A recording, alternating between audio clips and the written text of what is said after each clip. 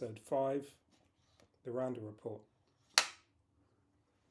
I guess one day we'll actually lose the clapperboard eventually. Good afternoon or good morning, folks. We're still hanging into just about the morning. So welcome to another outing for the Randall Report. I thought, what have you been up to since we met on Saturday? Got a very nice dinner. We got invited out for dinner on Saturday. Very nice dinner. That's the most exciting thing that happened. We had dinner. Well, that's the most exciting thing I've done in about 2 years. Let's be about right, notwithstanding lockdowns and what have you. Haven't really been anywhere. I hope you enjoyed the meal. It was delicious, mate. Delicious. Yes. Wasn't vegan for all you vegan followers. It was duck. Yeah, we butchered a duck.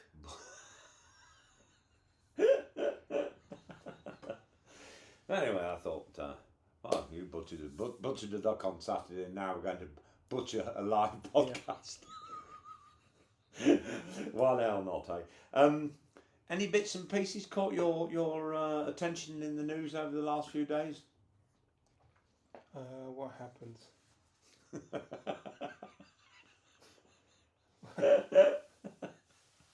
Ukraine rumbles on, but things seem to be calming down. Whether or not that's Putin, maybe that's part of his plan to look like there's a pullback when really sort of just repositioning his forces to do a true attack on Ukraine sooner rather than later. We'd have to wait and see. Liz Truss, yes, she went to see Sergei Lavrov, didn't she? Which I understand was didn't go too swimmingly. Yeah. She tried to sort of imbue Margaret Thatcher, not only in her tone but also sort of in her dress. And I think really? Yeah. Shoulder pads and all. No, and she had the whole fur hat, the whole thing. She literally tried to. Oh, you are joking. She literally tried to copy Margaret Thatcher, but no one does Margaret Thatcher like Margaret Thatcher. No, and she fell. And certainly not Liz Truss. She fell flat on her face. She tried to be. She looks like somebody who fell flat on her face. She tried to sort of impose UK's will on Russia, and it didn't go down go down too well. No, I had heard that. We were laughed out of the country essentially and told to go back and do as we're told, and that's exactly what we've done. Let's be about right. I mean, it's a diplomatic own goal sending somebody like Liz Truss, isn't it? She's got one of those faces. Sorry, Liz, but it is most unfortunate. You've got one of those faces that is inclined to make somebody like Russia actually start a bombing campaign. But culturally, I don't think it works either. I mean, it's a very sort of male-dominated society anyway. It would seem if you'd understand culture, you'd put forwards quite a strong-willed man to try and negotiate. Yes. Unfortunately, not that Russia's sort of behind the times, but you have to understand the culture. The culture is very masculine-dominated, and so you kind of need to match it. You can't have sort of a relatively weak-looking woman trying to dominate a situation. Oh, she's going to be upset calling her relatively weak. I'm going to upset a lot of people, but you have to understand the culture. It'll be the same, unfortunately, if you went to Japan, for example. I spent a lot of time in Japan, and it's still male-dominated. And if you want to get anywhere, at least on the business front, you need to have the appearance of a masculine, energy. What else has been in there? Well, I did see that the snack makers of potato rings, we won't give them too much of an advert, the old hula hoops. Hula hoop manufacturers have a warning of a shortage of supply to the supermarkets due to a ransomware attack, apparently. I don't know what that is about. I assume the management have got, there's one or two of them with rather clenched hoops at the moment, wondering when they're going to get their snacks back online. And it's not exactly the biggest story of the week, but no, but it's the little things that catch your attention. I see tube and rail fares are going to go up by about 5%. And what else have we got? It's the most in a decade. Yeah. Can we also talk about the?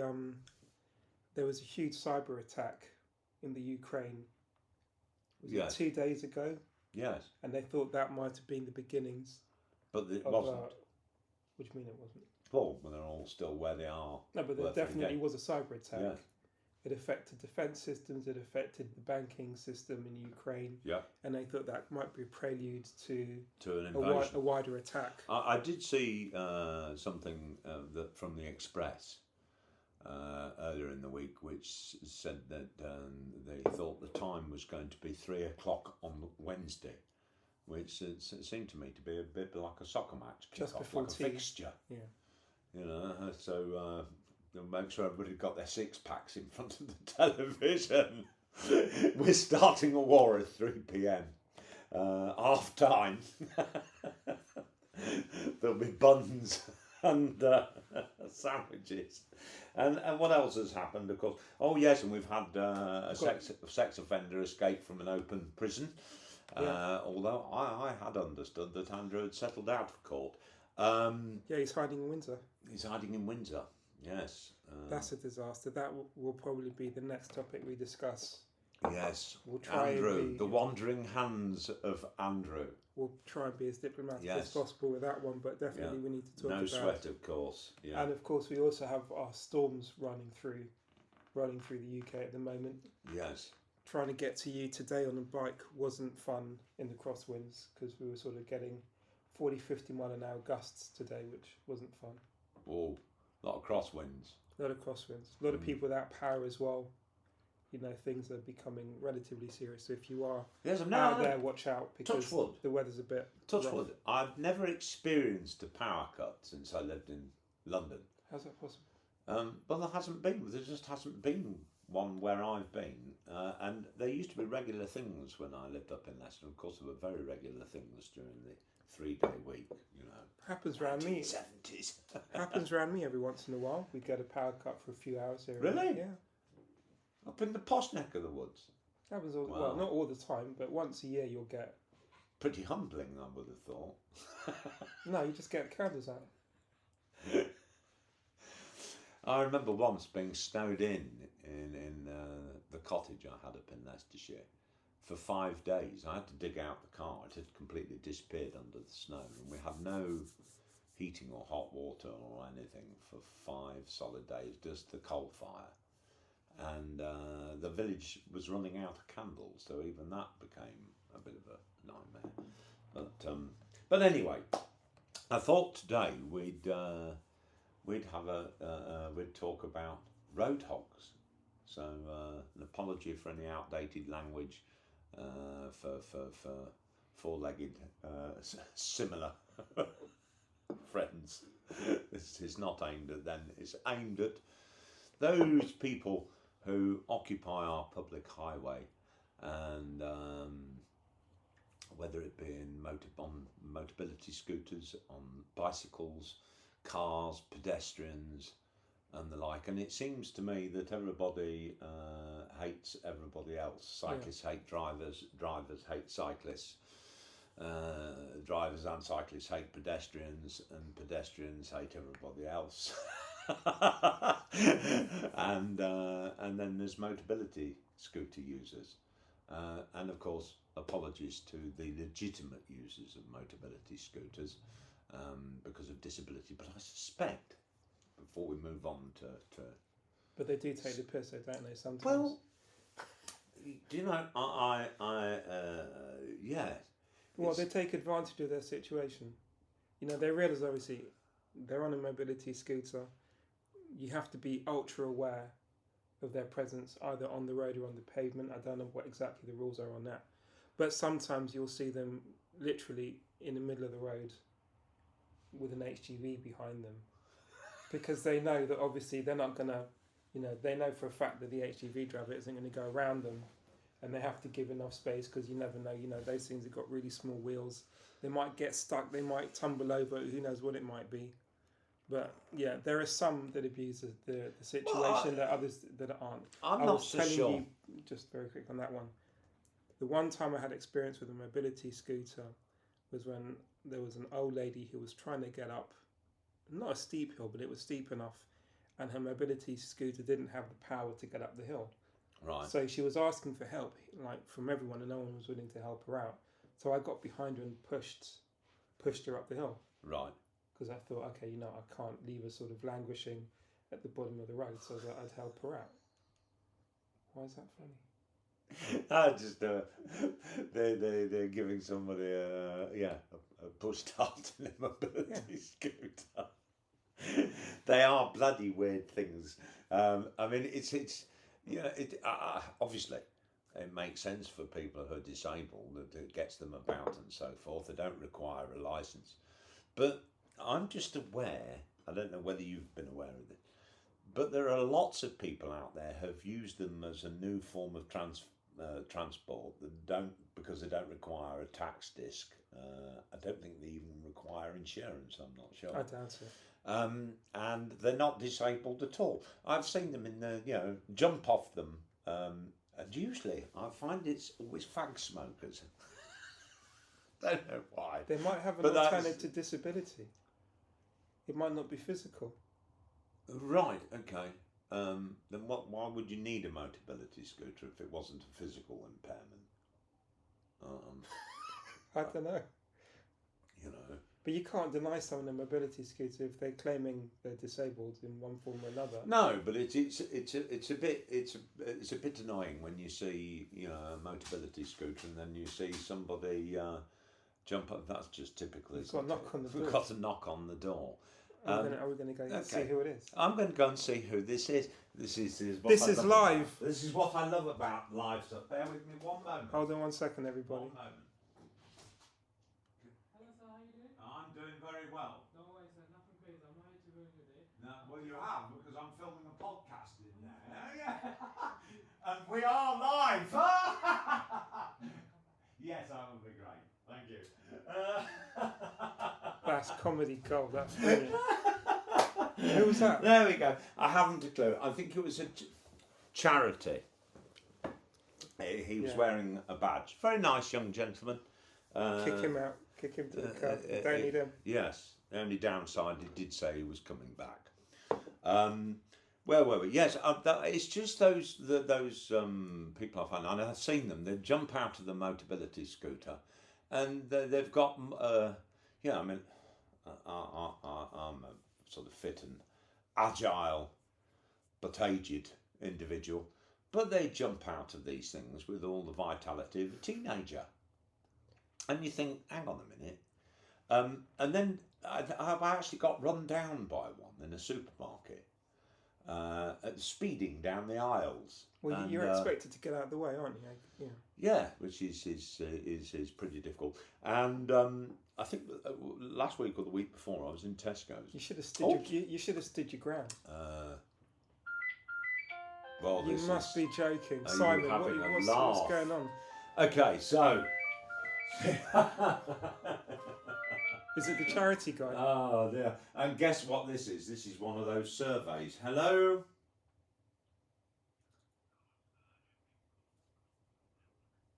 Yes? I can't actually. I'm doing a podcast. And no doubt you're going to ask me lots of questions about gambling. Because normally every time I get one of these, it's gambling habits. I would have almost been willing to lay a bet on it. But I will be available later if you want to call back. Lovely. Oh, you're welcome. Thank you. Right. Great. Okay. Honestly. Can we agree? I'm gonna put my phone on silent too, just in case. That's it. Just shows you see, this is what happens. So today, that's the third request for a survey from the same company this week. And they always I always ask them the same question. It's going to be about gambling. No, not this time. And halfway through, It's gambling. I don't know why they've got this. Because they assume you've got a problem. That's why. There must be something in your search history. What? Because I did a lottery ticket once. Yeah, maybe. A lucky dip. Fingers crossed for the Euro Millions. Oh, you've been doing the Euro Millions, have you? Only when it gets really big. Well, I'd be happy. See, I don't have any desire to win 100 million. I wouldn't have time to spend it. You understand? You know, a cool 3 or 4 would be more than, more than acceptable. Anyway, and then I wouldn't need to worry about Motability scooters. That's the good. You could just get someone to carry you everywhere. I could get. Well, I could get. I wouldn't have the shopping delivered. I'd have staff. Send them down to the supermarket, and then they can come back and grumble about Motability scooters running them over in the aisles. I was in a supermarket last week, and I was the only walking shopper in the entire queue for the self-checkouts. There was four, no less, Motability scooters in front of me, lined up. I felt like I was on the grid at the British Grand Prix. Maybe they were like friends or something. Could have been a group. Well, that's handy, isn't it? Because it's like safety in numbers. Safety in numbers. Oh, blimey. But anyway, so yes, we digress. But they are, and I find them annoying. But okay, it's just I think they I don't mind them. I wouldn't mind them, but for God's sake, they shouldn't be there. They should be licensed really for blue badge holders. They shouldn't be there for people to use them as a cheeky new mode of transport that doesn't require license or taxation. Because equally, they should be insured. Because if you mow somebody over in a Motability scooter, I assume you could break their leg, just the same as you can get pretty hurt if you get mowed down by a cyclist. Yeah. Now then, cyclists. I mean, I don't know what it's like up in your neck of the woods. Here, they ride everywhere. They're on the pavements. They're on the, and again, all road users. I can't, we've all got to make room for one another. And this is not anti-cyclist. I'm not anti-cyclist. I used to cycle everywhere, but cycling on the pavement, that's been against the law since the late 1800s. This is where we disagree, though, isn't it? I think on this one. Why? Well, because there are many countries which allow cycling on pavements. I lived in Japan for a while, and there it's perfectly acceptable to ride your bicycle on the pavement, but everybody understands the rule. The rule is pedestrians stay on the shop side of the street, so furthest away from the road. Yes. Cyclists will take the outside track close to the road. Everybody rides at a reasonable pace. Nothing too fast. Nothing that will cause, any sort of danger to pedestrians. So there's a quiet understanding of how you operate on the pavement. And does it work? And it works. It works because people show consideration. Absolutely. And this is really what I wanted It's consideration which is the key, right? This is what I wanted to kind of talk about today. It's not necessarily the rules. And they follow the traffic ordinance, which is the other thing. Yes. When there's a red light, they stop, just like everybody else. Yeah. You don't then put yourself at risk going through the red light.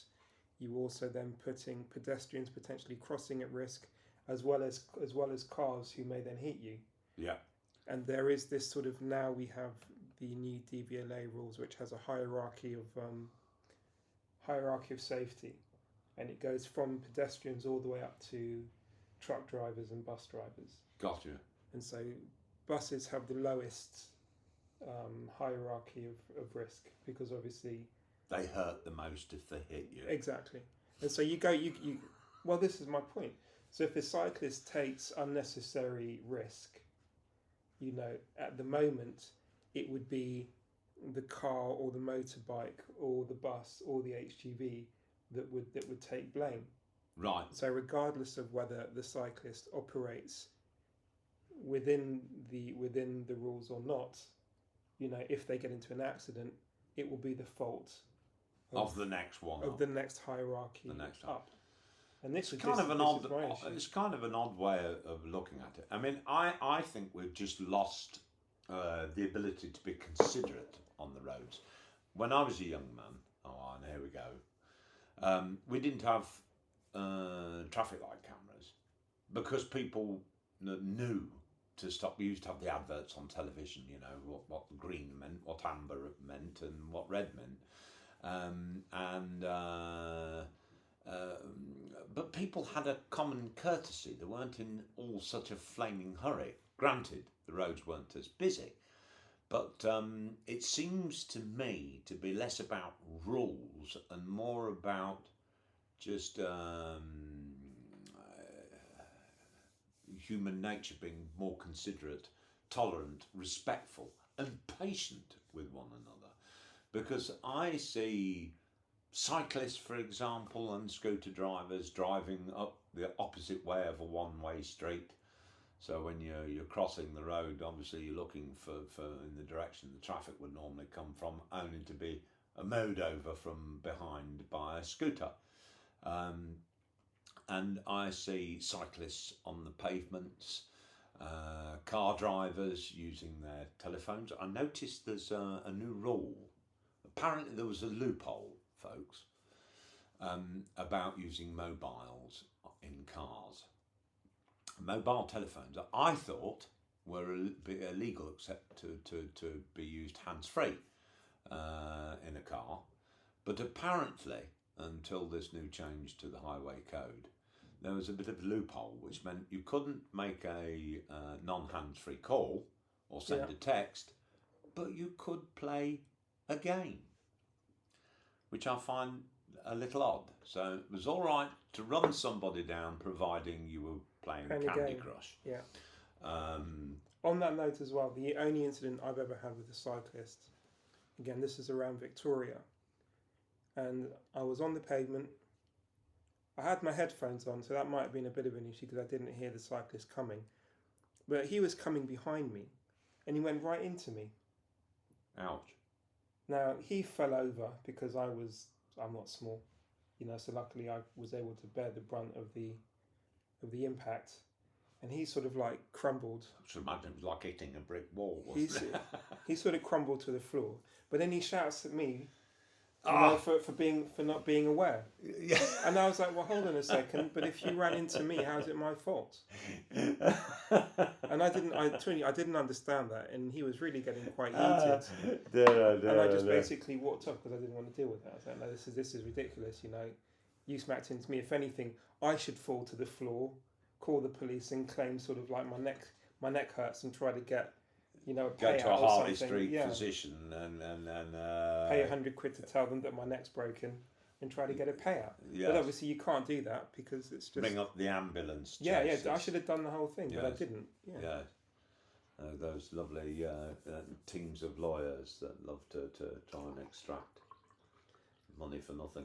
But yeah, I mean, again, it's not all cyclists because I'm a car driver, I'm a motorcycle rider, and I'm a pedestrian. Yeah. And I ride my bicycle as well. So I think I have as good an understanding of the road and what people find acceptable or not. So I'm aware as a driver what it's like to be a driver and have cyclists, you know, close to you. You know that sort of it's not nice if a driver, you know, comes up alongside you and just races past. It's scary. But by the same token, as a bicycle rider, I also know that crossing a red light, you know, it just causes consternation to everybody. Everyone hates it. So I don't do it. I don't cycle in the middle of the road because people hate it. It puts everybody's sort of temperature up, you know, and it causes issue. So I make sure I stay on the left-hand side as much as possible. Eye contact as much as possible, you know, putting your arm out whether you're going left or right, stopping when you need to stop, especially at junctions, for example. I'd rather be a metre back and allow a car, if they need to turn left, to go left. Yeah. But if you're right alongside them, you know, you're sort of wasting everyone's time because you could just hang back, let the car turn, and then you've got a free run. Why do you have to be side by side then you have to sort of, get going to cross the junction. When I was in Nipper, we had cycling proficiency tests. Yeah, but they still exist today. Well, I'm sure they do. And you were taught how to use hand signals. And of course, these days, the only hand signals you get are the two-fingered salute when it all goes a bit pear-shaped. And I've noticed the new rules for cyclists means that they can ride more in the middle of the road. They're not supposed to be closer to the curb than about half a metre or something. The idea is that you need to be as visible as possible. So even if it means that you're in the centre of the road, it means that you're visible and in a safer position. Except that's the logic. But the point is, we need to change intrinsic behaviours of road users first. But then also, because all the rules haven't stopped people sitting there, and I see them all the time, driving along in their car, they're looking down, they're not looking at the road, and they're writing a bloody text. But on that as well, one of the first things you're taught when you drive a car is that you need to follow the free-flowing traffic. Yes.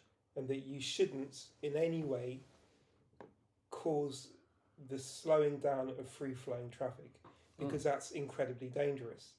So if a set of cars are on a road travelling at around, say, 28 miles an hour, and that's the free-flowing nature of traffic at that time, you need to follow that.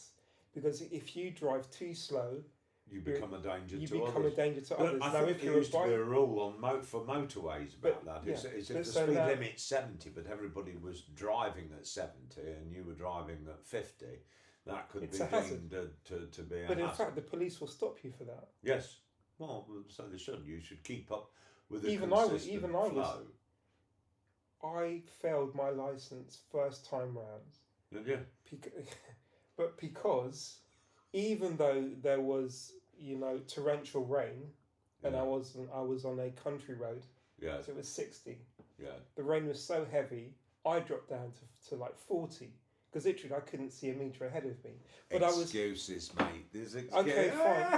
But I was failed because according to the instructor, I should have been going at least 5% of the how do you call it? Of the speed of the road.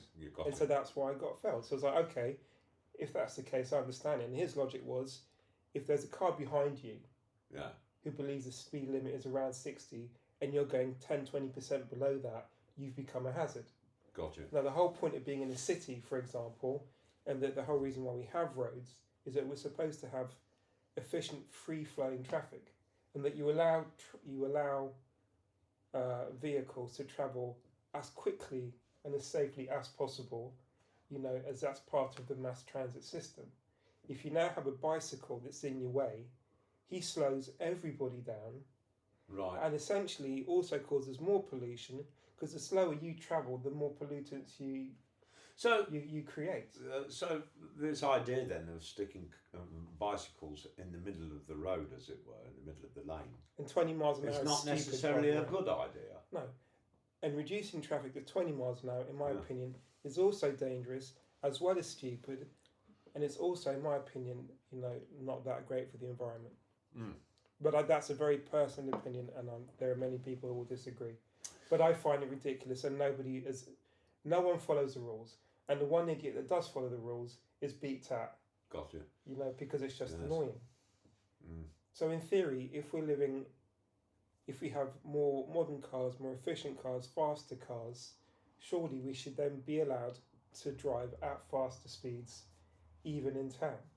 The issue isn't car drivers being dangerous, it's pedestrians crossing the roads where they shouldn't and then getting into accidents. Well, you say that, but I think it's all road users. I mean, I don't know whether you've driven abroad.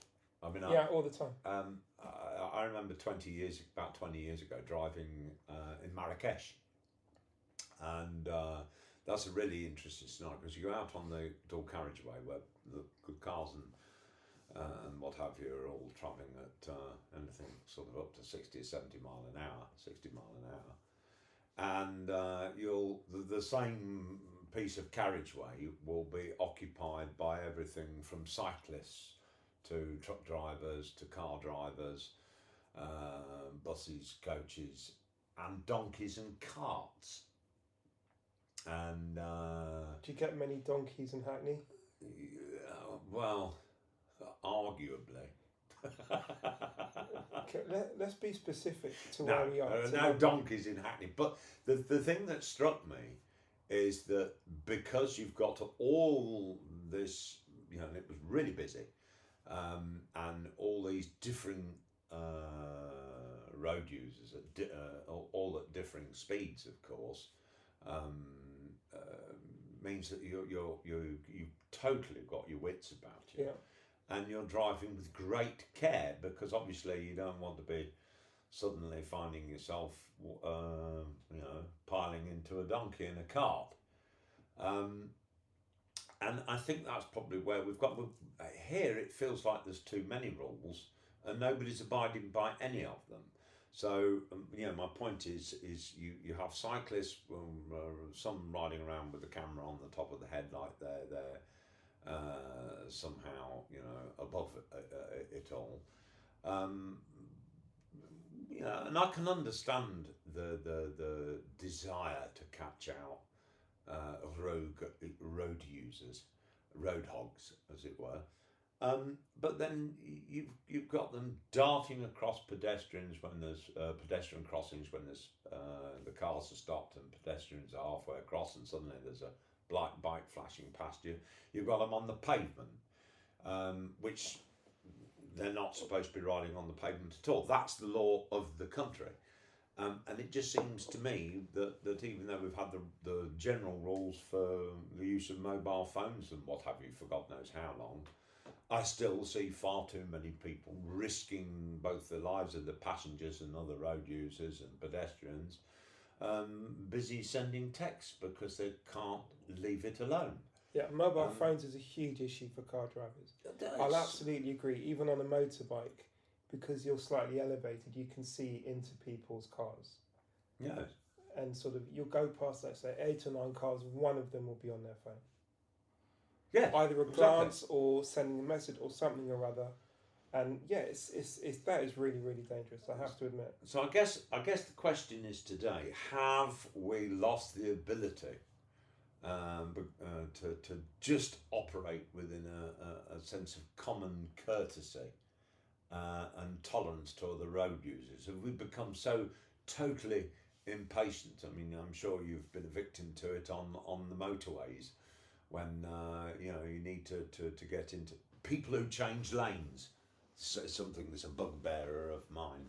People who change lanes. You're driving along and one lane starts to slow, and you see the car in front of you swaps to the lane that's slightly quicker, and then that one slows, and then they swap back.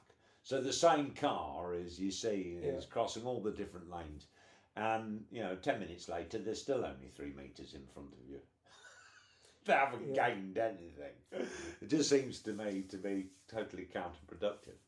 But it's consideration, though, isn't it? I think it's a lack of consideration. People are generally less considerate across the board for everything, though.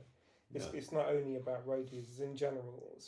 In society, people are less considerate, and they're less aware of their environment generally, and that's always a big problem. You're always going to have issue, and the fact that you have some cyclists, not all, but some, who are happy to flaunt the rules and are actually a danger to themselves and others, as well as car drivers, makes the rest of the community look terrible. And then you sort of end up polarising these groups, and it becomes bicycle ride. Yeah, it's the us and the them. And I find that kind of a bit ridiculous because, as I said, it's just really.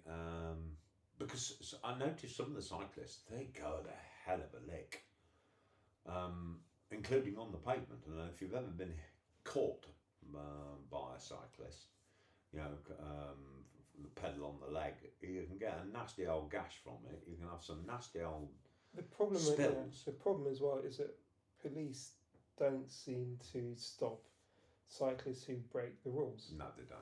They don't. Well, this is another point. We have so many rules and regulations, So if and it doesn't seem like we've got any enforcement So anymore. I've been told off as a child for riding off. I was 8 or 9 year old riding on the pavement, and I got a right ticking off from a policeman. Yeah, me too. And never did it again, of course. And so, but these days it doesn't seem to. Because then there's the question of whether you should have cyclists insured, whether they should pay some form of road tax, because if they're using the roadway, should they not pay a proportion? Well, if they're getting cycle lanes, surely they should be paying towards them as other road users. Can we talk about the most annoying thing? Go on. What's the most annoying thing? However many hundreds of millions have been spent on cycle lanes, but then you'll have a cyclist that won't use it, and they'd rather use the road. Can you please explain the logic? I don't understand it. So you have a dedicated lane to yourself, usually free, that you can use at your leisure. But no, you've got to use the road. road. No, you've got to use the road. You have to use the road. I don't understand it. I don't like it. That really gets someone else. And then you ride in the middle of the road to slow everyone down, when there's a perfectly fine cycle lane to your left that you could use if you chose to. That should be enforced. That if there is a cycle lane available, all cyclists should be within it. Well, unless you're at a junction, obviously you need to turn left or right. It would seem logical. But it's like a finger up to every car driver. It's like, well, I've got it, you've paid for it, but I still won't use it, and I'm going to get on your nose. That's the one thing that I just. Yeah, I really can't stand that. There never seems to be any logic to anything when it There'll comes always to, be one guy. There's always that one person. When it comes to British roads, there's no logic in any of it. You know, it's I've never understood the whole. You know, they come down here and they spend millions and millions and millions of pounds putting a new surface on the road. Then they come along again and they spend another few £1 million putting humps in the road to slow the traffic down. And then 3 weeks after they're finished, when it's all looking nice with all these lovely white lines in place, they come along, the gas board come along and dig it all up. Yeah. Just seems to me to be really perverse. You know, you fill in the potholes, but then you create humps for it all. Incidentally, how many goes did you have at passing your driving test? 2. Did it on my second. Did it on your second? Okay, well you beat me. I had 3 goes. I actually failed my first test for the opposite reason. Going too fast. I was going too fast. Do you want to know why I failed my first motorcycle test? That was a funny one. Yeah, I failed mine. I never took a second one. So for my motorcycle test, what happened was that everything was fine up until the last 2 minutes, and there was a funeral procession going. There was a funeral procession going up the road. Yeah. But obviously, it was only travelling at like 10 miles an hour. As they do. And there was a space for you to wait because the road slightly narrowed. Yes. So there was a giveaway sign on the left where I was. Yeah.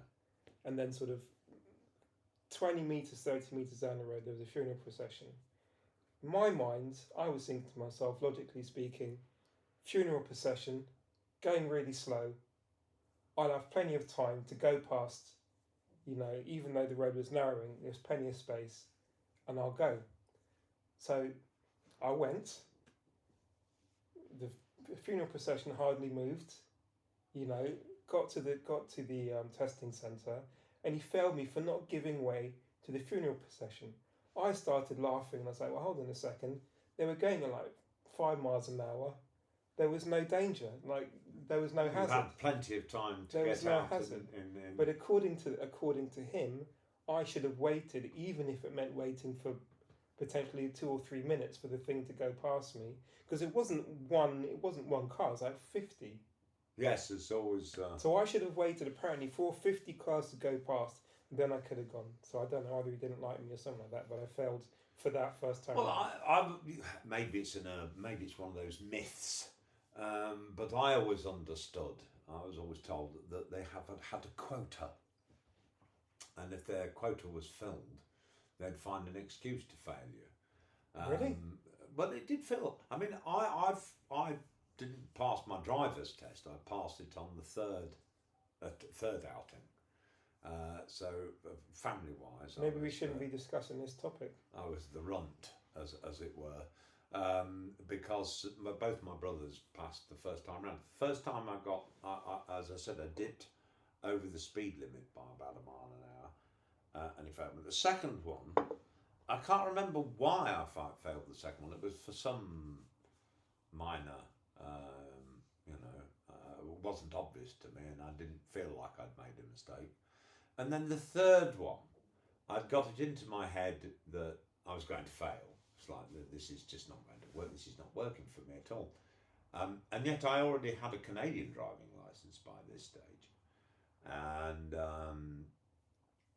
on the third one, about 20 minutes into it, the examiner said to me, "Oh, put your foot down. I want to get back to the test centre for a cup of tea." And he had me going about 10 mile an hour over the speed limit and passed me.